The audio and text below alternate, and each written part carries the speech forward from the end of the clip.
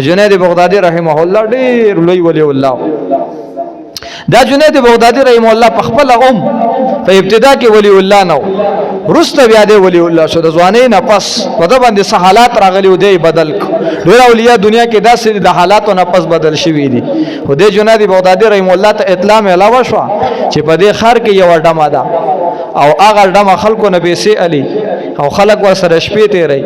جنید بغدادي رحمه الله خپل خادم ته ورشه ورته وایي څونه پیسې چې علي دا به جنید بغدادي درکړي او دا بیگانه شپه چاته مو ورکوه. جنید بغدادي به راځي. دا خادم چې لاړه خبرې ور سره وکړله یا خو ډېر لوی ولی الله دی هغه به ماله څنګه راځي دې سره ستاسو یمه ده خو ما ته یې دا ویلي دي چې پیسې پکار دي دا به ورکړم شپې له به درځم وی هغه به راځي. وی ټیک ده.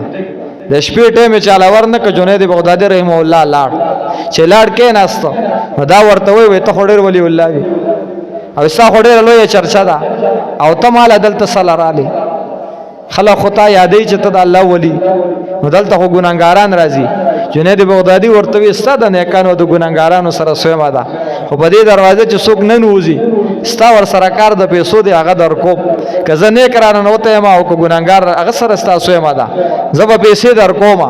جنید بغدادي رحمه الله ته دا تیاره شو. اوس مقصد دې څه دی څه ویل غواړي وی زه ډېر نیک انسان یم او ولی یم نو چې ګناهونه کوم نو داسې دا پاک کس سره نه کوم پاک کس ګورم د خپل ځان په شان دي ځکه دا نیکان خلک پاکان وي هر وخت د جنابت نه ځان ساتي بیا او د سین نه ځان ساتي جامه خپله پاکه ساتي نو که ودې لمبل او پاکې جامې دې واغوستلې او رالې ځان یې پاک کراله بیا یې دا منځونه مې ډېر خوښې 2 رکعته مونځ چې دې وکړو د شپې ټیم دی دا یې خدای ته ودروله د شپې په عبادت کې څونه خونه او مزه ده دا درته وایم دا یې خدای ته ودروله.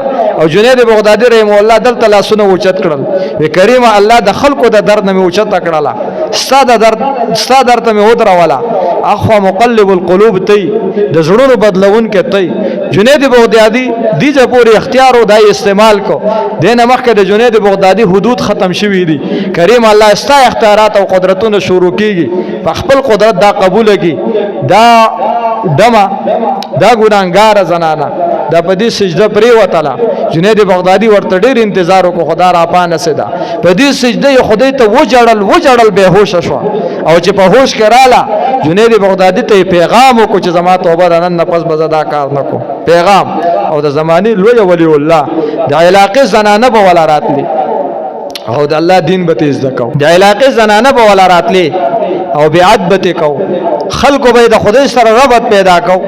یو جنید بغدادي رحمه الله ورته د شپې د خدای ته د ودرېدلو چل وښوته یو جنید بغدادي ورته شپې د خدای ته د ودرېدو چل وښوته شپې خدای ته د ودرېدو چل زده کړ ټولې مسلې به حل شي.